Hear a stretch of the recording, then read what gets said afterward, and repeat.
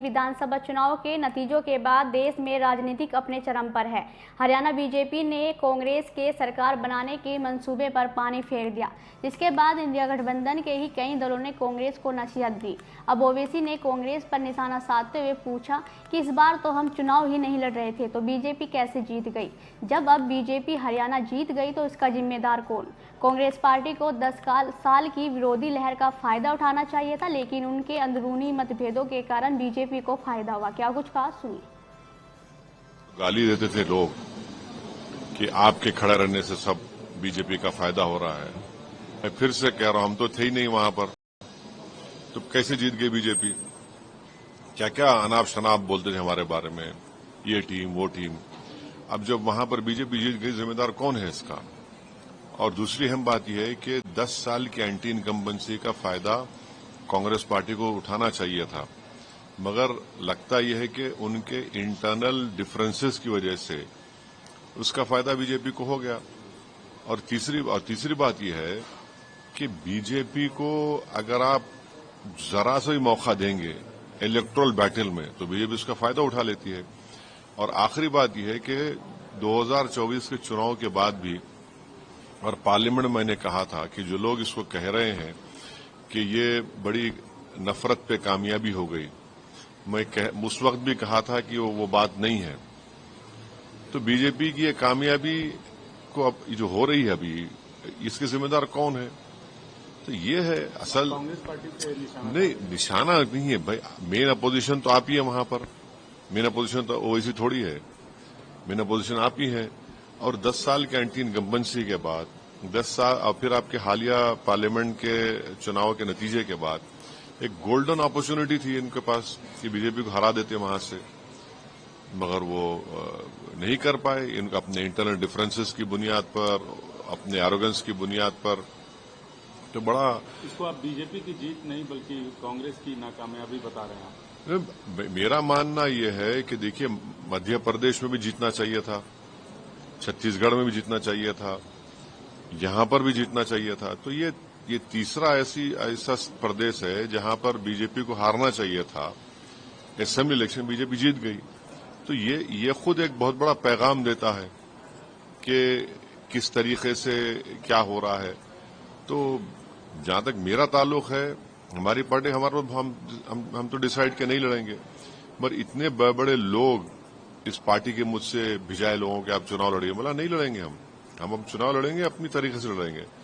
तो ये तो ठीक नहीं हुआ, बिल्कुल ठीक नहीं हुआ। और 10 साल की एंटी इनकम्बेंसी और इनएफिशिएंसी इतनी ज्यादा थी वहां पर, तब भी फायदा नहीं उठा सकी कांग्रेस पार्टी से। कल प्रधानमंत्री और भारतीय जनता पार्टी के अध्यक्ष जेपी नड्डा ने भी कहा कि कांग्रेस ने वहां जातिवाद किया, ये किया, बहुत सारे बातें बोली। क्या आप उससे इत्तेफाक रखते हैं, कांग्रेस को खासतौर से निशाना? अब देखिए, जीतने के बाद तो victory has many fathers, defeat has none, जो कहावत है, अब कुछ बोले जाए।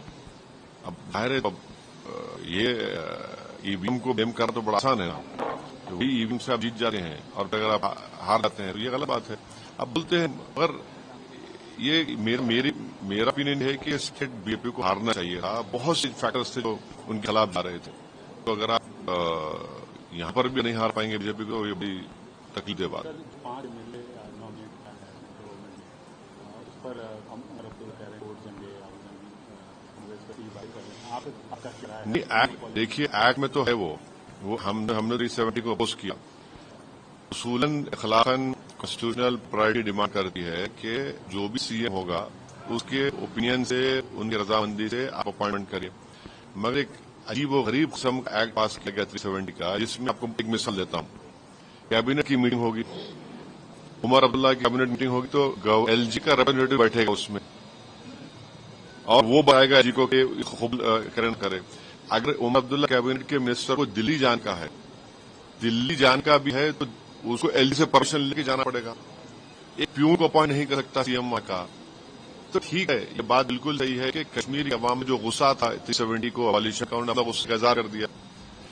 और फिर दूसरा यह है कि हमारे पड़ोसी मुल्क जो बोलते थे कश्मीर के बारे में, इलेक्शन तो हुआ, साफ सुथरा हुआ, इसमें इनकार नहीं कर सकता, ये भी एक बहुत बड़ी कामयाबी है।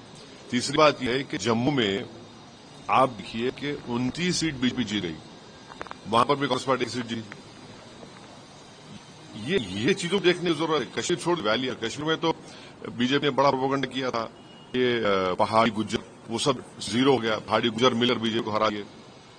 मगर जम्मू में 29 असेंबली सीट पर बीजेपी जीत जाती है और एक सीट पर कांग्रेस जीतती है।